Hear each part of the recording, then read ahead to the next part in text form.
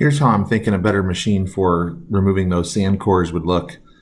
I did end up choosing the Hansa tool because the price of the contraption got up high enough where I felt like if you're going to spend that kind of money, it better be the last one you ever have to buy. The Hansa tool is a $800 tool. They advertise 10 times the price and 100 times the performance, and I can show you a bunch of case studies that prove that.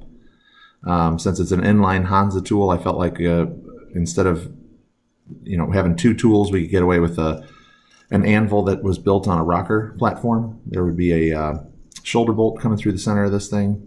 I'd make it somewhat sharp so it could dig into the aluminum, and it would come down with a couple of Destaco clamps.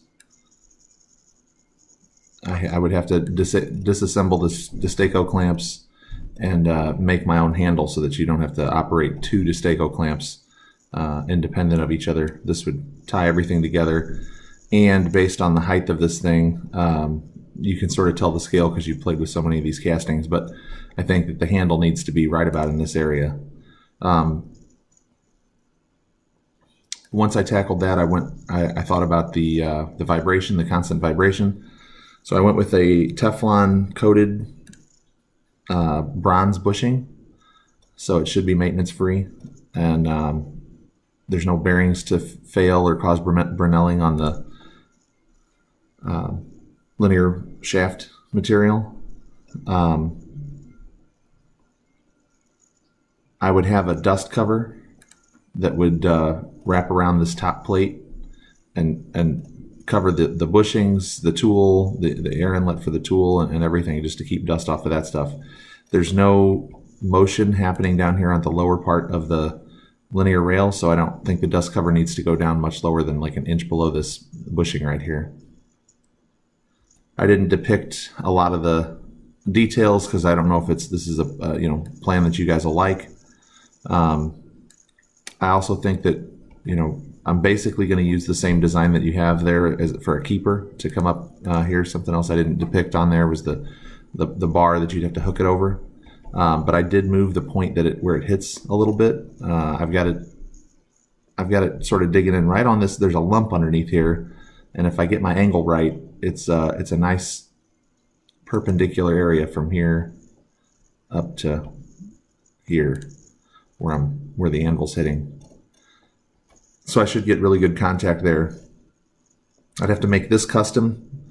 That would be custom as well. The Hansa doesn't offer anything like this.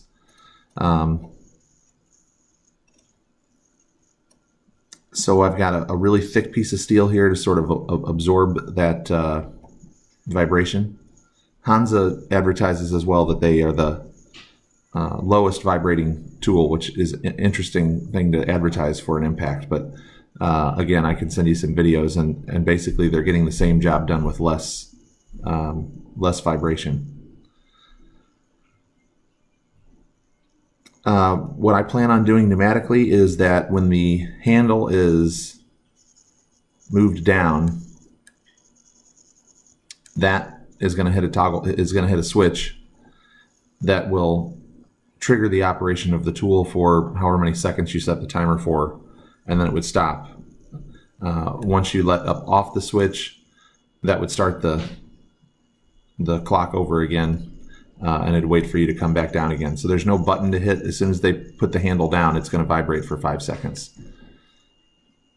I think we can do that a lot more reliably than the circuit that is in there now. What else? I think that covers everything. If you guys have any extra questions, be sure and let me know. Thank you.